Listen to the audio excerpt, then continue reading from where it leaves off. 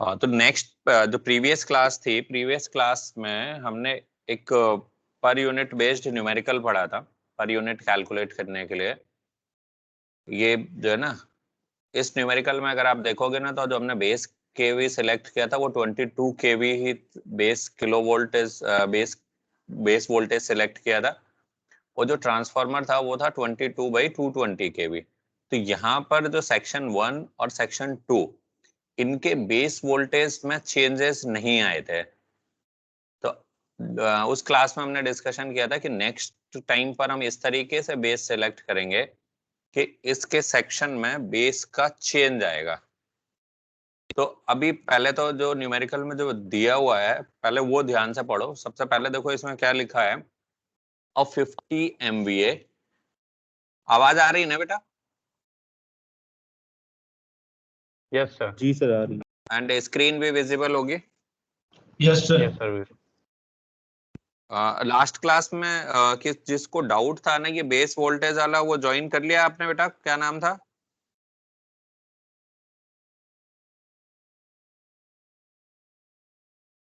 नहीं, शायद नहीं ज्वाइन किया हुआ। कोई बात नहीं। अब 50 MVA 15 kilovolt 3-phase generator has a subtransient reactance of 0.2 per unit। तो हमने यहाँ पर जो ना जनरेटर लिख लिया 50 MVA 15 किलोवोल्ट, और इसका जो रिएक्टेंस है दैट इज 0.2 ओम। सॉरी 0.2 ओम नहीं, ये 0.2 पर यूनिट है। मैंने ओम लिख लिया है ना, ये एक्चुअली पर यूनिट है। And this generator supplies two motors over a transmission line having transformers at both ends. Means this generator is connected to two motors M1 and M2 with the help of this transmission line. Motors have rated input of 30 MVA and 20 MVA. जो motor की rating है वो 30 MVA दी है and 20 MVA with 0.15 per unit सब transient reactance. तो जो इसका जो सब ट्रांजिएंट रिएक्टेंस है that is given 0.15 per unit. Then rating of sending end transformer T1 is 50 MVA। यहाँ गिवन है आपको जो ये T1 है it is 50 MVA। 11 delta by 132 star. तो यहाँ डेल्टा कनेक्टेड है, ये स्टार कनेक्टेड है, star with neutral grounded, and इसकी जो रेटिंग है that is 11/132 kilovolt with leakage reactance of 0.10 per unit. तो जो इसका लीकेज रिएक्टेंस है that is 0.1 per unit. T2 at receiving end, इसमें एक्चुअली न्यूमेरिकल थोड़ा ध्यान से पढ़ना है आपको, इसलिए मैं पढ़ के बता रहा हूं आपको कि T2 at receiving end has 3 single phase transformers. अब यहाँ पर डिफरेंस क्या है, जो T1 है, T1 एक्चुअली 3 फेज ट्रांसफॉर्मर है, और जो T2 है, T2 क्या है, 3 सिंगल फेज ट्रांसफॉर्मर्स हैं। यानी ये T2 जो है ना बैंक है, 3 सिंगल फेज ट्रांसफॉर्मर की बैंक है, न कि एक 3 फेज ट्रांसफॉर्मर है। जो 3 सिंगल फेज ट्रांसफॉर्मर्स हैं ये कनेक्टेड है एज ए 3 फेज यूनिट, और रेटिंग हर एक ट्रांसफॉर्मर की 20 MVA। तो एक ट्रांसफॉर्मर की रेटिंग अगर 20 MVA है और आपने 3 की बैंक बनाई, तो इसकी रेटिंग कितनी हो जाएगी?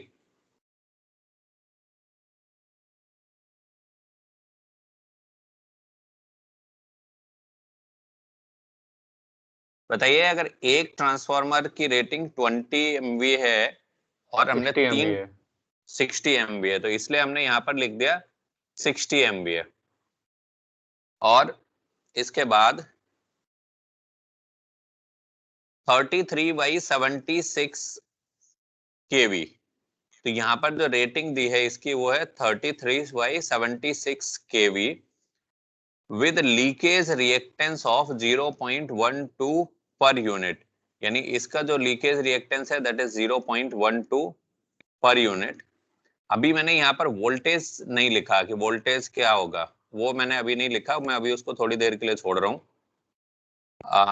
Series impedance of line is 20 + j75 ओम। अब यहाँ पर देखिए कि ये जो दिया हुआ है ये किस में दिया है, ये पर यूनिट में न देके इसकी वैल्यू दी हुई है ओम में, तो इसको आपको पर यूनिट में कैलकुलेट करना होगा। और इससे पहले के जितने भी जो वैल्यू दी थी वो सब किस में दी है, पर यूनिट में। तो draw impedance diagram with all impedances marked in per unit. इसके बाद select generator rating as base. अब जब भी हम पर यूनिट से रिलेटेड प्रॉब्लम सॉल्व करते हैं तो जो पहला स्टेप होता है हमारा सॉल्यूशन की, अगर हम बात करें इसके, तो सॉल्यूशन में जो फर्स्ट स्टेप होता है वो होता है सिलेक्शन ऑफ बेस। तो जब बेस को सिलेक्ट करना है और यहां पर लिखा हुआ है कि select generator rating as base, तो हमने सिलेक्शन ऑफ बेस में एस बी कितना हो जाएगा हमारा, एस बी कितना होगा, जनरेटर की रेटिंग कितनी दी है,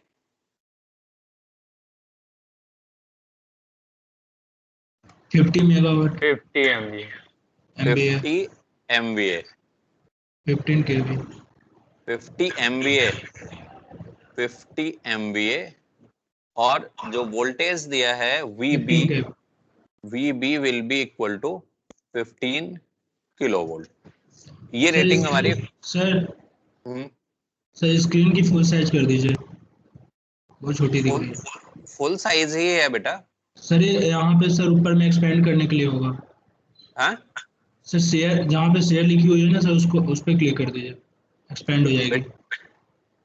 बेटा फुल स्क्रीन ही है, कहाँ शेयर, अच्छा सर ये ये सर बगल शेयर नहीं सर, उसके बगल में एरो जो है sir, arrow arrow double edit. इससे ज्यादा इतना ही होगा, इससे ज्यादा नहीं होगा। मैं लिखने में थोड़ा साइज बड़ा कर देता हूँ, बड़ा बड़ा लिखता हूँ थोड़ा सा, ठीक है। So S B is 50 MVA, VB is 15 kilovolt.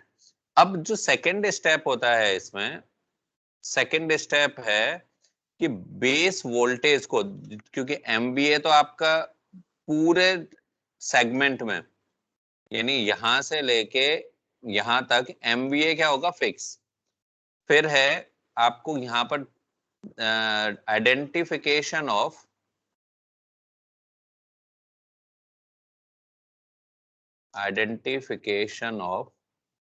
Base voltage, identification कह लो या कैलकुलेशन कह लो, base voltage for all sections. अब सेक्शंस की अगर हम बात करते हैं तो सेक्शंस क्यों बोला है हमने, क्योंकि MVA ट्रांसफार्मर चेंज नहीं करेगा, बट बेस वोल्टेज को तो ट्रांसफार्मर चेंज कर देगा, करेगा या नहीं करेगा। Yes sir, yes sir. तो अब जो है ना, हम क्या करते हैं, ये जो प्रॉब्लम है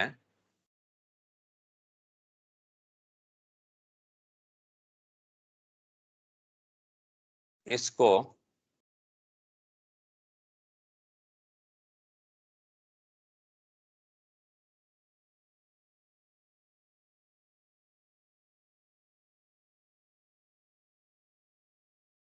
इस पूरे प्रॉब्लम को हम नीचे दोबारा से ड्रॉ करता है,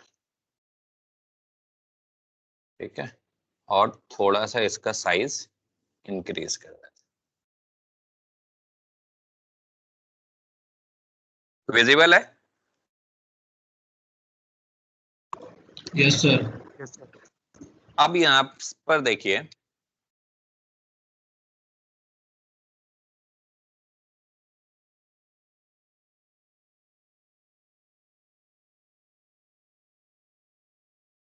जो बेस MVA है it will remain fixed for this complete section, so 50 MVA यहां से लेके यहां तक। अभी जो है ना, हमने बेस वोल्टेज को, बेस MVA फिक्स है।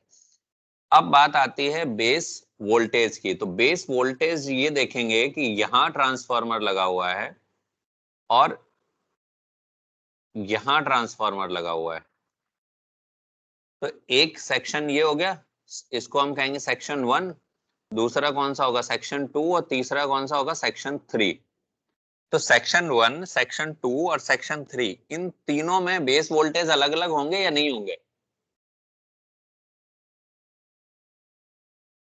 होंगे सर। यस सर, अलग होगा। होंगे अलग अलग। अब मैं मानता हूं, सबसे पहले मैं देख रहा हूं सेक्शन 1। सेक्शन 1 के लिए बेस वोल्टेज कितना होगा? 15 केवी। 15 किलो वोल्ट। 15 किलो वोल्ट, ठीक है, क्योंकि ये हमने इसी को बेस माना ही हुआ है, इसी की जनरेटर की रेटिंग को ही बेस वोल्टेज मान लिया है। अब सेक्शन 2 में क्या होगा? इसके बेस वोल्टेज पर क्या फर्क पड़ेगा? उसी रेशियो में चेंज होगा जिससे ट्रांसफार्मर यहाँ चेंज होगा। ट्रांसफार्मर है, तो जिस रेशियो में, अगर हमने देखो यहाँ 11/132 किलो वोल्ट का ट्रांसफार्मर है, तो 1:11। यहाँ हम 11 किलो वोल्ट दे रहे थे, तो इसमें आउटपुट में 132 किलो वोल्ट मिल रहा था। तो अगर बेस वोल्टेज की बात करेंगे, तो बेस वोल्टेज में अगर हमने 15 किलो वोल्ट लिया, तो उसके उसी प्रोपोर्शन में दूसरी साइड बेस वोल्टेज भी चेंज होगा। तो इसके लिए यानी आप एक चीज ये पॉइंट ध्यान रखिए कि बेस वोल्टेज हमेशा ट्रांसफार्मर के टर्न रेशियो के अकॉर्डिंग चेंज होता है। ये पॉइंट ध्यान रखिए ना, कि जब भी कोई सर्किट ट्रांसफार्मर से सेपरेट हो रहा है, तो बेस वोल्टेज किस तरीके से चेंज होगा? In proportion to the turn ratio या वोल्टेज रेशियो। ध्यान रहेगी ये चीज? Yes sir. लिख यहाँ पे आप चाहे तो नोट कर लीजिए कि अगर ट्रांसफार्मर सेपरेट करता है किसी सर्किट को, तो base voltage will change in proportion to turn ratio. Base voltage will change in proportion to turn ratio. कब? in case of circuit separated by transformer, ठीक है।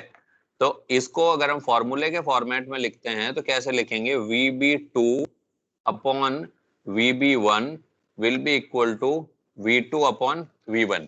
VB यानी base voltage secondary side upon base voltage primary side, this will be equal to voltage rating of secondary side upon voltage rating of primary side. तो अब इस फॉर्मूले को use करके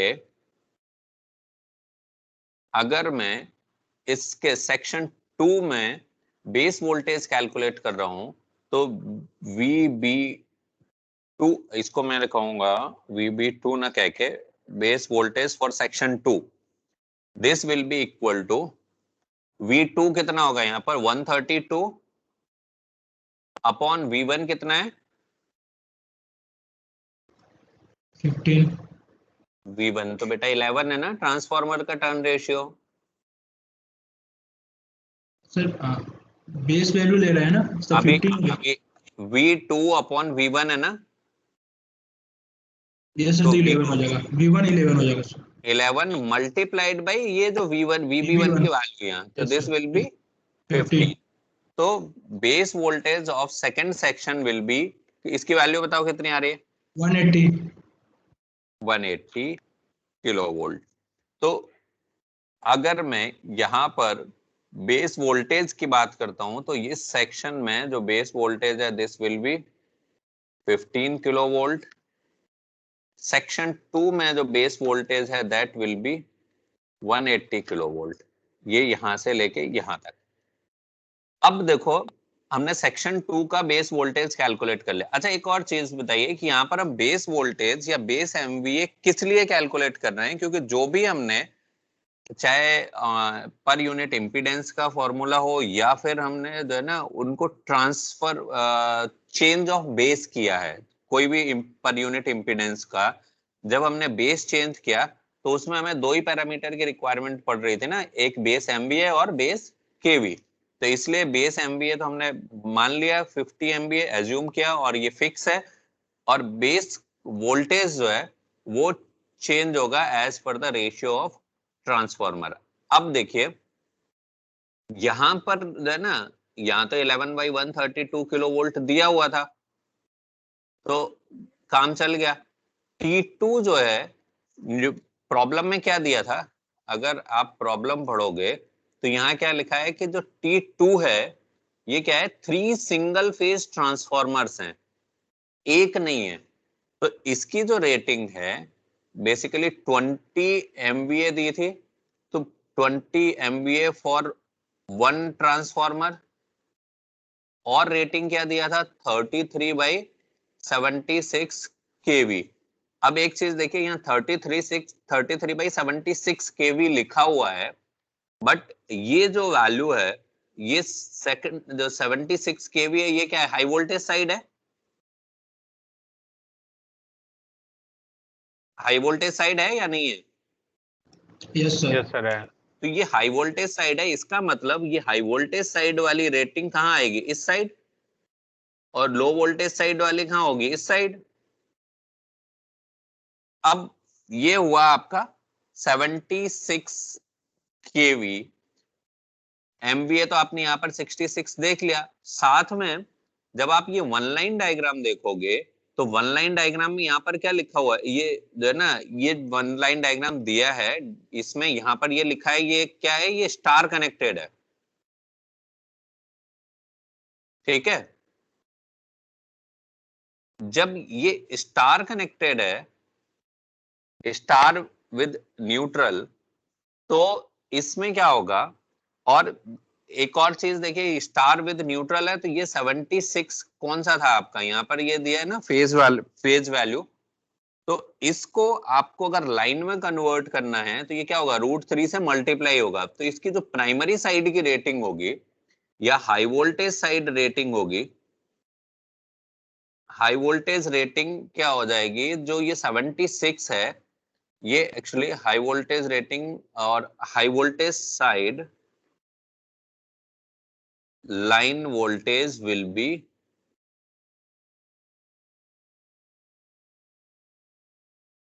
√3 multiplied by 76। क्यों, यहां पर ये स्टार है तो स्टार के केस में लाइन वोल्टेज क्या होगा, line voltage is √3 times of phase voltage. तो जो ये हाई वोल्टेज साइड का जो लाइन वोल्टेज है दैट इज √3 मल्टीप्लाइड बाई 76। तो यहाँ अब मैं इसको, इसका जो है ना इस सेक्शन 3 के लिए, सेक्शन 3 के लिए बेस वोल्टेज अगर मैं कैलकुलेट कर रहा हूं तो VB for section 3 this will be equal to VB for section 2। क्यों, अभी यहां पर देखो, अब बेस वोल्टेज यहाँ कितना इनपुट हो रहा है, 180 kV इनपुट हो रहा है ना,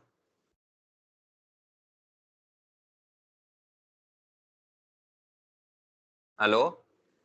यस सर। तो बेस वोल्टेज हमने क्या डिसाइड कर लिया, यहाँ पर 180 kV इनपुट है बेस वोल्टेज, और जो वोल्टेज का रेशियो है VB2 मल्टीप्लाइड बाई जो वोल्टेज का रेशियो है ना सेकेंडरी अपॉन प्राइमरी, तो सेकेंडरी साइड का जो वोल्टेज है इसका, जो ट्रांसफार्मर की रेटिंग कितनी दी थी 76/33, और 76 को हमने लाइन में वोल्टेज में कन्वर्ट किया था तो ये कितना हो गया था √3 into 76। So this will be equal to 33/√3 into 76। ये पॉइंट क्लियर हुआ नहीं? सर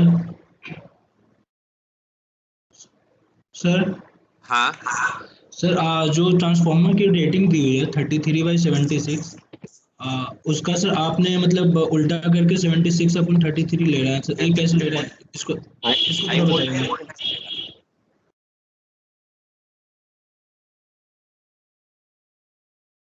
तो high rating voltage sir rating हमेशा मतलब low voltage by high voltage दिया जाता है क्या? नहीं, अभी अगर आप इस ट्रांसमिशन लाइन में देखोगे तो यहाँ पर ये लो वोल्टेज है, ये हाई वोल्टेज है। Yes sir. 11/132। यस और सर। तो इसमें क्या होगा, यहाँ पर ऑब्वियस बात है ना कि ट्रांसफार्मर कैसा लगा होगा, स्टेप डाउन। Yes sir. तो जब आप स्टेप डाउन, तो इस साइड हाई वोल्टेज ही आएगा ना। ठीक है सर। तो this will be equal to VB2 कितना था, सेकंड सेक्शन का बेस वोल्टेज कितना था, 180 मल्टीप्लाइड बाय 33 अपॉन √3 इंटू 76। इसकी वैल्यू बताओ कितना आ रहा है।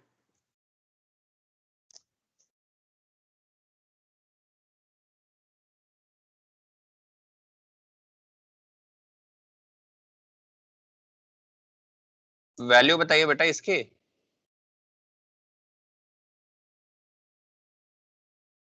सो 45.12 45.1 वन किलो टू वोल्ट हो जाएगा वन यूनिट। टू ठीक है सर। ठीक है, 1 2 कर देते हैं। तो अब आपने जो सेक्शन 3 है, इस साइड की रेटिंग कितनी हो गई, 45.12 किलो वोल्ट। अब ये जो है ना कंप्लीट हो गया। कंप्लीट क्या हो गया, हमने इसके वोल्टेज और बेस एमवीए ये डिसाइड कर लिए, और ये हमारे पास है कंप्लीट सर्किट।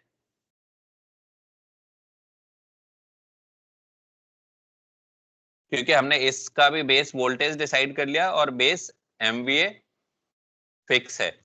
अब क्या करेंगे, हम कैलकुलेट करेंगे पर यूनिट इंपीडेंसेस। ठीक है, तो पर यूनिट इंपीडेंसेस जो नेक्स्ट स्टेप होगा ना, जो सेकंड स्टेप क्या था हमारा, फर्स्ट स्टेप क्या था, सेलेक्ट द बेस। सेकंड क्या था, identification of base voltage for all section, base MVA fix रहेगा। जो थर्ड स्टेप है, step third will be calculate. मैंने ये स्टेप थ्योरी में आपको इसलिए नहीं बताया क्योंकि जब हम न्यूमेरिकल में सॉल्व करेंगे तभी आपको प्रॉपर अंडरस्टैंडिंग होगी कि ये एक्चुअल स्टेप है क्या। तो कैलकुलेट पर यूनिट रिएक्टेंस और इंपिडेंस कह लो जिसको, पर यूनिट रिएक्टेंस एट जो न्यू बेस, जो भी जो आपने एट सिलेक्टेड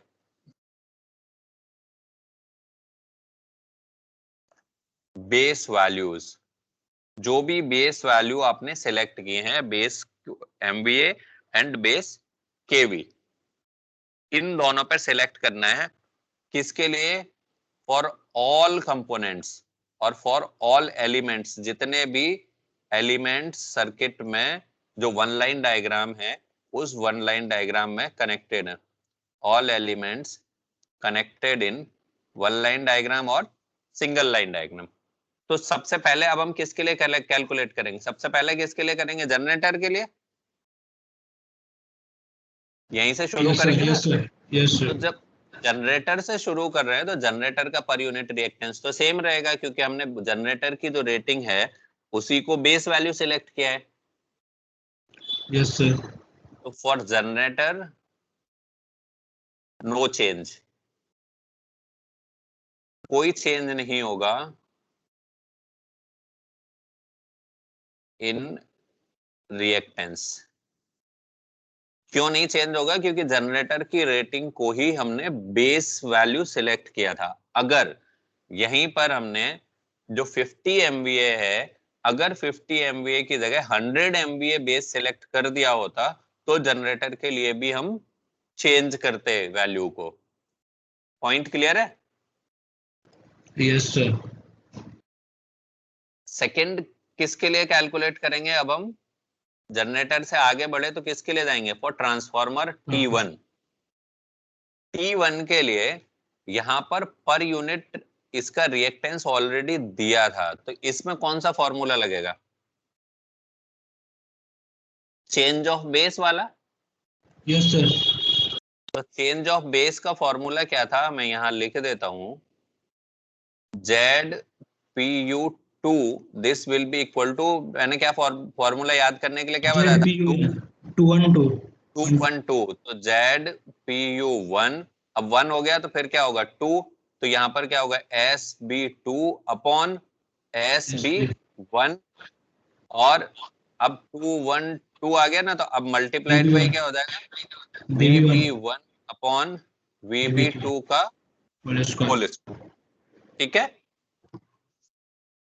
तो फॉर T1 ट्रांसफॉर्मर 1 के लिए हम कैसे कैलकुलेट करेंगे, जरा बताओ। T1 के लिए क्या क्या वैल्यूज होंगी? सर ZPUN का वैल्यू 0.1, मैं लिखता हूं यहाँ पे ZPU2 T1 this will be equal to, value कितनी है पहले, ZPU1 कितनी थी 0.1 मल्टीप्लाइड बाई इसका बेस MVA कितना है 50 है, और हमने जो माना है बेस वैल्यू ली है वो भी कितनी है 50, तो 50 अपॉन 50 मल्टीप्लाइड बाई इसका VB1 कितना है 11 है, 11, और बेस हमने माना कितना है 15, तो ये क्या हो जाएगा 11 पहले था 15 बाद का हुआ, और जो हमने माना है इसका स्क्वायर, तो इसकी वैल्यू बताओ कितनी आएगी? 0.05 पर यूनिट। 0.05 per unit. ठीक है, T1 का क्लियर हो गया? Yes sir. T1 में तो किसी को कोई डाउट नहीं है। अब इसके बाद T1 के बाद जब हम आगे बढ़ेंगे तो फिर हमें क्या मिलेगा फॉर ट्रांसमिशन लाइन।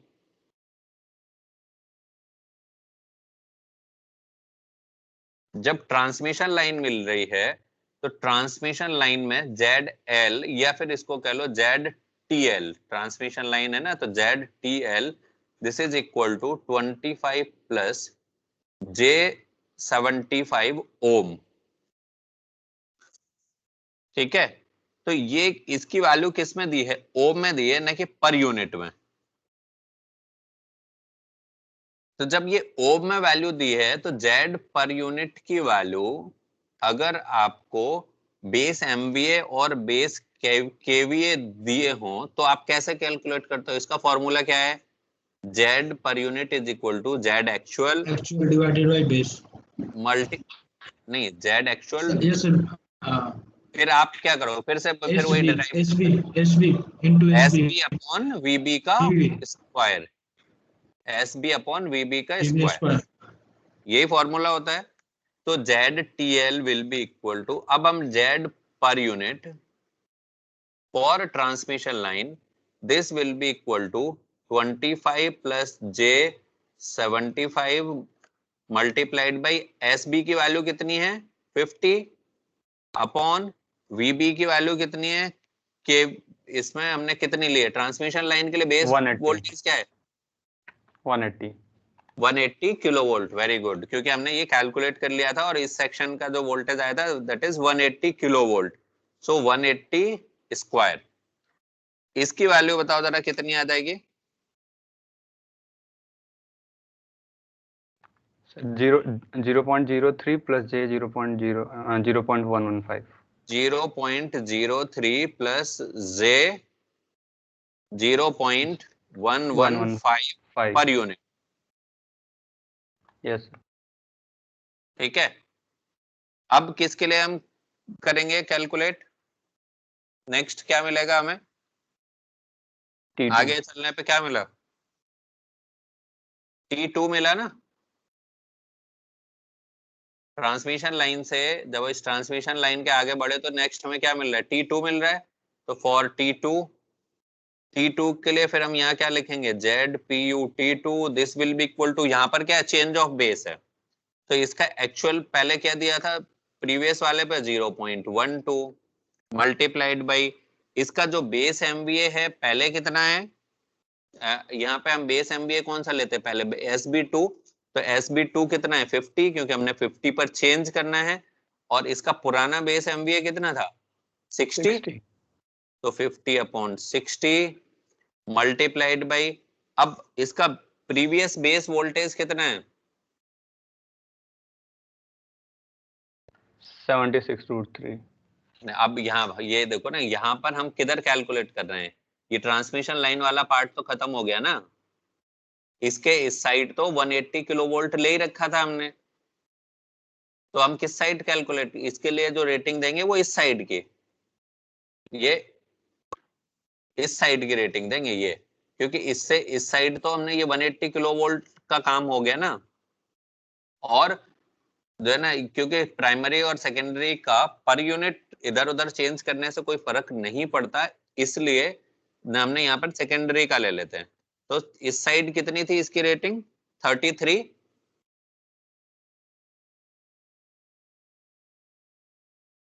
पहले VB1 कितना था 33, और चेंज करके कितना किया है हमने 45.12।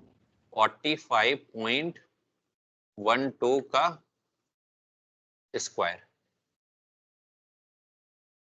ठीक है। वैल्यू बताओ जरा इसके कितनी आएगी,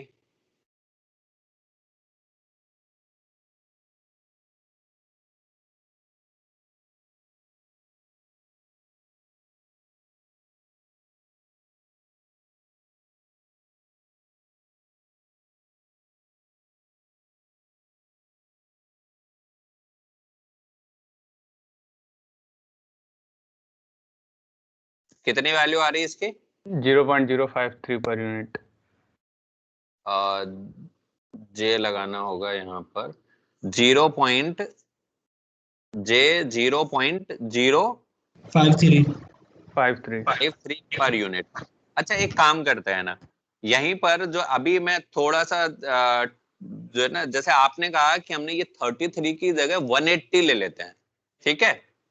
दूसरा इसी में मान लो मैं 180 लेके करता हूं, तो ZPU T2 this will be equal to J 0.12 multiplied by 50/60 multiplied by, मैं 33 की जगह क्या ले लूं 76√3 ले सकते हैं सर। 76√3, हाँ √3 into 76। अगर मैंने यहाँ पर ये ले लिया है वैल्यू 73 into √6, तो मैं नीचे भी फिर मैं कौन सी लूंगा वैल्यू 180। अब जरा इसको कैलकुलेट करना, सर सेम आ रही है ना सेम। Yes sir. सर एक कॉन्सेप्ट थोड़ा बताइएगा, इसमें क्या हुआ क्या सर, इसको थोड़ा सा एक बार एक्सप्लेन कर दीजिएगा। सर जो आप दोनों साइड में से किसी को भी ले सकते हैं ना, इसको थोड़ा बताइए कैसे, मतलब ये जो है ना, ये मैंने यहाँ पर इसलिए कैलकुलेट करके बताया क्योंकि जब मैंने एडवांटेजेस बताए थे पर यूनिट सिस्टम के, तो उसमें एक पॉइंट मैंने बताया था कि पर यूनिट इम्पीडेंस या per unit reactance of transformer referred to either side is same, ये एक पॉइंट था एडवांटेजेस में। Yes sir. तो अब यहाँ पर मैंने क्या किया कि पर यूनिट इम्पीडेंस को कैलकुलेट किया, ये पर यूनिट रिएक्टेंस को कैलकुलेट किया। तो मैंने एक बार क्या किया यहाँ पर, जैसे जब ये 33 लिया है, तो 33 लिया है तो मैंने लिया है इसके सेकेंडरी साइड का। Yes sir. जब इसको सेकेंडरी साइड का लूंगा तो बेस वोल्टेज भी तो फिर मैं सेकेंडरी साइड का ही लूंगा, ये जो नया वाला जो बेस है जो चेंज किया था हमने। Yes sir. तो मैंने यहाँ 33/45.12 ले लिया। अगर मैं इसकी बजाय सेकेंडरी साइड की बजाय मैंने ये प्राइमरी साइड का ही लिया होता, मान लो मैं जो है ना प्राइमरी साइड का ले लेता, तो मैंने प्राइमरी साइड के साथ फिर मुझे बेस वोल्टेज भी इसी साइड का लेना होता प्राइमरी साइड का। यस सर, ठीक है, समझ गया। तो मैंने अगर मैंने यहाँ √3 into 76 लिया होता तो मैंने 180 लिया। तो आप देखोगे कि ये दोनों वैल्यू सेम आएंगे, तो कैलकुलेशन में कभी भी कंफ्यूजन की जरूरत नहीं है कि मैं किस साइड साइड की वैल्यू ले रहे हो, अदर वैल्यू भी उसी साइड की ले लो, ठीक है? क्लियर है? Yes sir. अच्छा, अब जो है ना इसके बाद जो नेक्स्ट हम किसके लिए कैलकुलेट करेंगे? M1। M1। तो M1 के लिए, M1 में फिर देखो कि जो ये इसकी जो वैल्यू दी हुई है M1 की, ये किसके लिए है? ये हुई है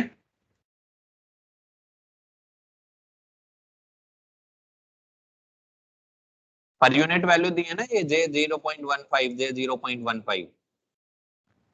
यस सर। तो जब ये पर यूनिट वैल्यू दी है तो इसको न्यू बेस पर जाने के लिए किसकी वैल्यू लगेगी? ये वाला फॉर्मूला लगेगा ZPU2। Yes sir, change base वाला। तो जब चेंज ऑफ बेस का फॉर्मूला लगना है तो मैं क्या करूंगा, ZPU2 ये वाला फॉर्मूला फॉर M1, ZPU2 फॉर M1, this will be equal to इसका ओल्ड रिएक्टेंस। ओल्ड रिएक्टेंस कितना होगा बताइए जरा, कितना था इसका, कितना दिया है? 0.15, 0.15 मल्टीप्लाइड बाई ये 50 क्या है इसका, न्यू MVA ना, SB2, तो ये 50 हो गया न्यू MVA। इसका ओल्ड MVA कितना दिया है? 30, तो अपॉन 30 मल्टीप्लाइड बाई, इसके बाद इसका जो वोल्टेज है वो वोल्टेज कितना है?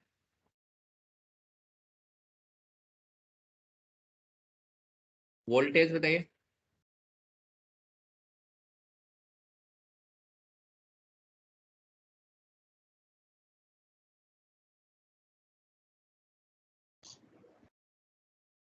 $76 किस में? M1 के लिए सर। नहीं, वोल्टेज अगर आप यहाँ देखोगे इसकी रेटिंग में यहाँ दिया हुआ है बोथ मोटर्स, मोटर्स कहाँ लिखा है इसका न्यूमेरिकल, ये लिखा है ना, Motors have rated input of 30 MVA and 20 MVA both 30 kilo volt. तो इसका जो रेटिंग जो दी थी वो थी 30 MVA और 30 किलो वोल्ट, तो ये भी 30 किलो वोल्ट है। तो इसका जो ओल्ड बेस वोल्ट, इसका जो ओल्ड है ये कितना हो गया 30, और न्यू कितना है इसका 41, 45.12। हाँ 45.1। सो मल्टीप्लाइड बाई 30 अपॉन 45.1 इसका होल स्क्वायर, बताइए अब कितना होगा ये? 0.11 पर यूनिट। 0.1, आगे क्या है? J0.11 per unit. नेक्स्ट, इसके बाद नेक्स्ट सेक्शन क्या बच रहा है फिर हमारे पास फॉर M2? तो Z per unit 2 M2 this will be equal to, इसका J कितना दिया था? 0.15 ही दिया है ना, यस सर। मल्टीप्लाइड बाई इसकी जो रेटिंग है वो रेटिंग कितनी दी थी 50। 50 तो जो है ना न्यू बेस MVA तो 50 है, ओल्ड बेस MVA कितना, ओल्ड कितना था इसका 20। मल्टीप्लाइड बाई ये रेटिंग सेम है 30 अपॉन 45.1 होल स्क्वायर, इसकी वैल्यू बताओ कितनी आएगी? 0.16 पर यूनिट। 0.16 per unit. अब हमने यहाँ पर हमारे पास यही कंपोनेंट थे ना, 1 2 3 4 5 6। तो हमने क्या किया, 1 2 3 4 5 6 सारे कंपोनेंट के लिए पर यूनिट रिएक्टेंस की वैल्यू कैलकुलेट कर ली at new base. New base कौन सा था? जो जनरेटर 1 का बेस था, जो जनरेटर की हमने रेटिंग मानी थी, जनरेटर की रेटिंग को हमने न्यू बेस माना था 50 MVA और 15 किलो वोल्ट। अब इसके करस्पॉन्डिंग हमें ड्रॉ करना है इसका रिएक्टेंस डायग्राम। तो जब हम इसका इसका इम्पीडेंस डायग्राम ड्रॉ करेंगे, रिएक्टेंस नहीं इम्पीडेंस, तो यहाँ हमने क्या बनाया, जनरेटर है, तो जनरेटर के लिए हम यहाँ लिख सकते हैं इसके अंदर जनरेटेड ईएमएफ, फिर जनरेटर का रिएक्टेंस, फिर इसके बाद ट्रांसफार्मर का रिएक्टेंस, फिर इसके बाद ट्रांसमिशन लाइन का रिएक्टेंस। अच्छा, ट्रांसमिशन लाइन में यहाँ क्योंकि रेजिस्टेंस भी दिया हुआ है तो मैं यहाँ रेजिस्टेंस और रिएक्टेंस दोनों ड्रॉ करूँगा। फिर इसके बाद नेक्स्ट ट्रांसफार्मर का रिएक्टेंस, और इसके बाद दो मोटर कनेक्टेड हैं, इन दोनों मोटर का रिएक्टेंस, और रिएक्टेंस के साथ साथ हर एक मोटर के अंदर कुछ बैक ईएमएफ होगा, तो उस बैक ईएमएफ को भी हमने यहाँ पर रिप्रेजेंट कर देते हैं, जो मोटर का ईएमएफ है उसको, और ये बन गया इसका रिएक्टेंस इम्पीडेंस डायग्राम। ये हो गया EM1, ये हो गया EM2। अब इनकी वैल्यू ज़रा बताइए, जनरेटर के लिए कितनी आई थी? पहले मैं M2 के लिए लिख देता हूँ यहाँ पर, J 0.16 पर यूनिट, ये J होगा। इसकी वैल्यू आई थी J 0.11 per unit,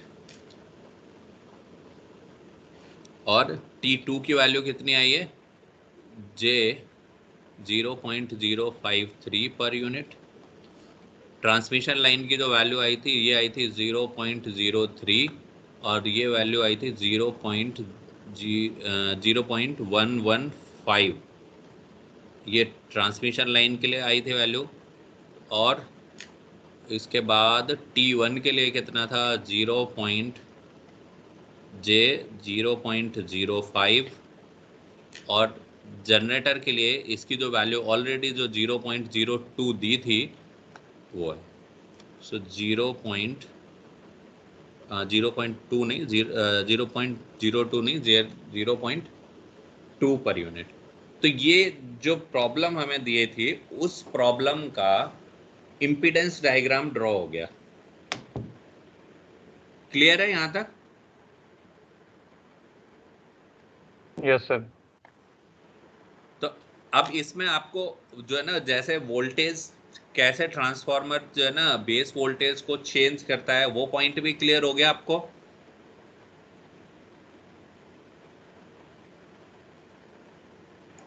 yes sir. इसके बाद वाले जो भी जो प्रॉब्लम्स हैं इससे रिलेटेड, और भी जो प्रॉब्लम्स है जो गेट में पूछे गए। अच्छा, इसमें एक चीज ध्यान रखना, मैं अभी जो आगे कुछ वीडियो अपलोड करूंगा, वो वीडियो इन्हीं जो है ना जो गेट में जो क्वेश्चन पूछे गए हैं, और इन दोनों फॉर्मूले बेस्ड ही हैं वो। तो मैं क्लास में न करवाने की बजाय, क्योंकि क्लास में ये दोनों फॉर्मूले का यूज मैंने 2 न्यूमेरिकल में करा दिया, इसके अलावा जो भी न्यूमेरिकल होंगे वो मैं सॉल्व करके और वीडियो अपलोड कर दूंगा। और मेरी कोशिश ये रहेगी कि मैं जो गेट में क्वेश्चन पूछे गए हैं वो वाले क्वेश्चन के वीडियो अपलोड करूं। तो ये फॉर्मूले आपको ये देखना है कि ये इनका रोल कितना इम्पोर्टेंट है, तो ये फॉर्मूले भूलने नहीं चाहिए, इनको याद रख लेना है आपको, ठीक है?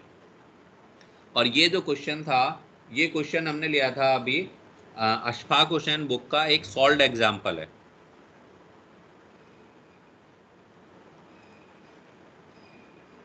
इसके आगे जो है ना नेक्स्ट क्लास जो होगी, नेक्स्ट क्लास में मैं तो सिमेट्रिकल कंपोनेंट्स पढ़ाऊंगा।